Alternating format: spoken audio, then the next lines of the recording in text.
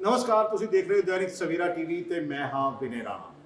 ਪੰਜਾਬ ਦੇ ਵਿੱਚ ਚੋਣ ਪ੍ਰਚਾਰ ਤਕਰੀਬਨ ਆਖਰੀ ਪੜਾਵਾਂ ਤੇ ਹੈ ਤੇ ਇੱਥੇ ਹਰ ਪਾਰਟੀ ਦੇ ਵੱਡੇ ਲੀਡਰ, ਨੈਸ਼ਨਲ ਲੀਡਰ ਜਿਹੜੇ ਆ ਉਹ ਪ੍ਰਚਾਰ ਵਾਸਤੇ ਆ ਰਹੇ ਨੇ।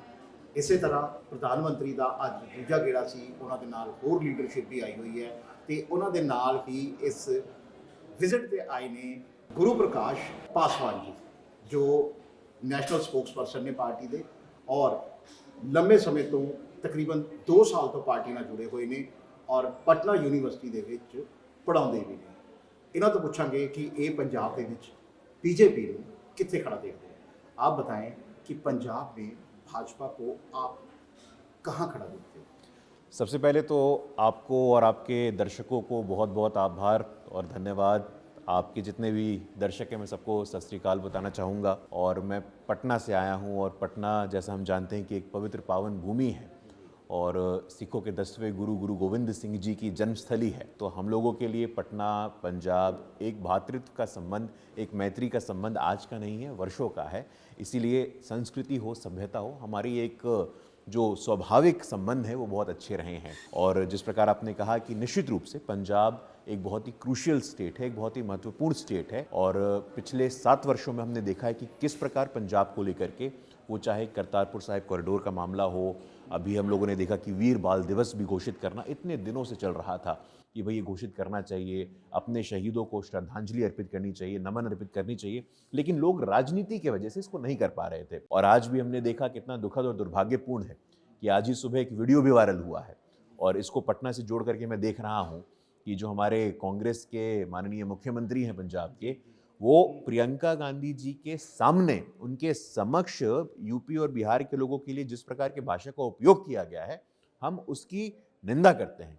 इतना गलत, मतलब आप एक संवैधानिक पद पे रहते हुए, और आप तो कांग्रेस की नेत्री हैं, आप उत्तर प्रदेश में जाके चुनाव लड़ती हैं, कहती हैं लड़की हूँ लड़ सकती हूँ, तो उत्तर प्रदेश की लड़की वहाँ लड़ सकती है लेकिन पंजाब में आके काम नहीं कर सकती है। ये किस प्रकार की मानसिकता आप लोग दे रहे हैं। इसीलिए एक पॉजिटिव, कंस्ट्रक्टिव, विकासोन्मुखी, डेवलपमेंट ओरिएंटेड नवा पंजाब, जैसा हमारे नेतृत्व ने कहा है, हम उसके लिए लगातार काम कर रहे हैं। और डबल इंजन की सरकार, पंजाब में हमारी सरकार, केंद्र में हमारी सरकार, साथ में समन्वय और सामंजस्य के साथ पंजाब को एक नए मार्ग पर लेकर के जाएंगे। लेकिन जो ओपिनियन पोल के या जो सर्वे के आंकड़े हैं वो कुछ और बताते हैं, वो भाजपा को इतना स्ट्रांग नहीं बता रहे हैं। हालांकि जितने भी नेता यहाँ पे भाजपा के आए, हमारे पास हरदीप पुरी जी आए, अजीत गरेवाल जी आए और कई नेता यहाँ पे आके गए हैं जिन्होंने इंटरव्यू में पूरा दावा किया है कि आंकड़े कहीं भी नहीं खड़े होते, जब ग्राउंड रियलिटी सामने आएगी तो सबको पता चल जाएगा। देखिए, एग्जिट पोल का अपना एक बिजनेस है, उनका एक कॉमर्स है, उनका एक अपना मॉडल है, तो उस पर टिप्पणी करना हम उचित नहीं मानते हैं। लेकिन पहली बार हमने देखा है, और मैं तो आपके यहाँ आने से पहले देख रहा था कि पंजाब के विकास के ऊपर कोई बात करने को तैयार नहीं है, पंजाब के इंफ्रास्ट्रक्चर के ऊपर कोई बात करने को तैयार नहीं है। आपको पता है पंजाब की सरकार के ऊपर 3 लाख करोड़ का ऋण है। आपको पता है कि जो पंजाब में उद्योगपति हैं वो यहाँ उद्योग नहीं लगाना चाहते हैं, वो हरियाणा जाना चाहते हैं, उत्तर प्रदेश जाना चाहते हैं। ईज ऑफ डूइंग बिजनेस में पंजाब की स्थिति क्या है। दलितों के खिलाफ अत्याचार के मामले में पंजाब नंबर 1 पे है, जबकि पंजाब में सबसे अधिक दलित है पूरे देश में, 32% दलित हैं। और यही नहीं, जो पंजाब पिछले वर्षों में प्रति व्यक्ति आय में टॉप में रहता था, वो आज 19वें पायदान पे पहुंच गया है। तो हम तो इन मुद्दों पे बात करना चाहते हैं भाई, हम तो शहीदों को श्रद्धांजलि अर्पित करना चाहते हैं। जालियांवाला बाग को एक स्मारक बना करके शहीदों को नमन अर्पित करने के लिए हमने बनाया है।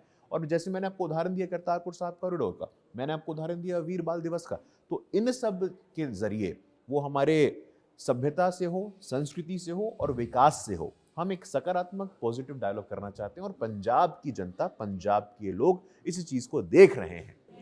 नहीं, मैं आपकी इस बात से सहमत हूँ कि जो बीजेपी है उसकी जो सोच है, वो आइडियोलॉजी जो है वो देश के हित में तो है, लेकिन पंजाब का नेचर थोड़ा सा अलग है। यहाँ पर पिछले दिनों में जो किसानों के साथ रिश्ता रहा है बीजेपी का, वो खास अच्छा नहीं रहा, क्योंकि 3 जो खेती कानून आए थे बेशक बीजेपी ने वो वापस ले लिए, लेकिन वो रिश्ता जो है एक स्मूथ नहीं हो पाया, जिसे कह सकते हैं कि भाईचारक नहीं हो पाया। हमें हम पंजाबी में कहा जाता है कि भाईचारक सांझ नहीं हो पाई, यानी जो रिश्ता है ना वो स्मूथ नहीं हो पाया। तो जब आप भाजपा पहली बार अपने बलबूते पे पंजाब में चुनाव लड़ने जा रही है अकाली दल से अलग होने के बाद। हालांकि दो पार्टियां और साथ हैं जो पूरी तरह से पंजाब की हैं, लेकिन भाजपा क्योंकि उसमें सबसे बड़ी पार्टी है, तो भाजपा को क्या सिख और किसान माफ कर पाएंगे, वोट देंगे? नहीं, देखिए आपका ये प्रश्न है और इस प्रश्न को मैं दो भागों में लेना चाहता हूँ। पहला तो जैसे आपने कहा कि कृषि आंदोलन, देखिए कोई भी आंदोलन हो ये लोकतंत्र में आवश्यक होता है। कोई भी लोकतंत्र सक्रिय लोकतंत्र तभी बनता है जब वहाँ पे आंदोलन हो, जब वहाँ पे डिसेंट हो, जब वहाँ पे डिबेट हो। और इसका एक बहुत ही सफलतम उदाहरण हमने देखा। जिस कृषि आंदोलन की आप बात कर रहे हैं उसमें 12 दौर की बातचीत होती है और ये एक सक्रिय लोकतंत्र में ही संभव है, एक पारदर्शी लोकतंत्र में ही ये संभव है कि जो आंदोलनरत हमारे भाई हैं और जो सरकार का नेतृत्व है, 12 दौर की बातचीत होती है गवर्नमेंट की टॉप लीडरशिप के साथ और जो आंदोलन का नेतृत्व कर रहे थे उनके साथ। उन 12 दौर की बातचीत में समाधान कुछ निकलता है, पराली को लेकर के कुछ समाधान निकला था, इलेक्ट्रिसिटी ऑर्डिनेंस को लेकर के कुछ समाधान निकला था, लेकिन फिर भी कुछ मुद्दे रह गए थे। उन मुद्दों को एक्नॉलेज करते हुए, उन मुद्दों की दृष्टि के साथ प्रधानमंत्री जी ने स्पष्ट रूप से देश के सामने देश के संबोधन में कहा कि शायद मेरी तपस्या में कहीं कोई कमी रह गई होगी। तो इसको किसी के हार या जीत या पॉजिटिव या नेगेटिव की दृष्टि से देखने से परे जाकर के एक परिपक्व लोकतंत्र, फॉर एनी मैच्योर डेमोक्रेसी, कोई भी डेमोक्रेसी मैच्योर तभी होती है जो डायलॉग का प्रोसेस है, जो एंगेजमेंट का प्रोसेस है, ये जारी रहना चाहिए। और जो दूसरा आपने प्रश्न पूछा, निश्चित रूप से शिरोमणि अकाली दल के साथ हमारा एक लंबा रिश्ता रहा और अभी भी पंजाब के दो स्थानीय दल हैं, पंजाब लोक कांग्रेस की बात करिए, संयुक्त अकाली दल की बात करिए, तो एक जॉइंट एजेंडा के साथ, उस एजेंडा में हमारी सभ्यता संस्कृति के धरोहरों को संजो के रखना है, उस एजेंडा में विकास, इंफ्रास्ट्रक्चर, जॉब क्रिएशन की बात करनी है, उस एजेंडा में पंजाब में इंडस्ट्री और एम्प्लॉयमेंट जनरेट कैसे हो उसकी बात करें। तो एक कॉम्प्रिहेंसिव एजेंडा के साथ हम पंजाब की जनता के बीच में जा रहे हैं और हम लोग आश्वस्त हैं और आशान्वित हैं कि पंजाब की 3.25 करोड़ जनता अपने जनादेश के माध्यम से हमें अपना आशीर्वाद देगी 20 तारीख को। बीजेपी पर एक इल्ज़ाम रहता है कि ये हिंदुत्व को बढ़ावा देती है। जो राहुल गांधी हैं, इन्होंने हिंदू और हिंदुत्व का मतलब ही अलग अलग कर दिया था, तो आपका उस पर क्या कहना है? देखिए, राहुल गांधी जी कांग्रेस के वरिष्ठ नेता हैं, लेकिन मुझे लगता है कि व्याकरण के शायद वो थोड़े कमज़ोर छात्र हैं।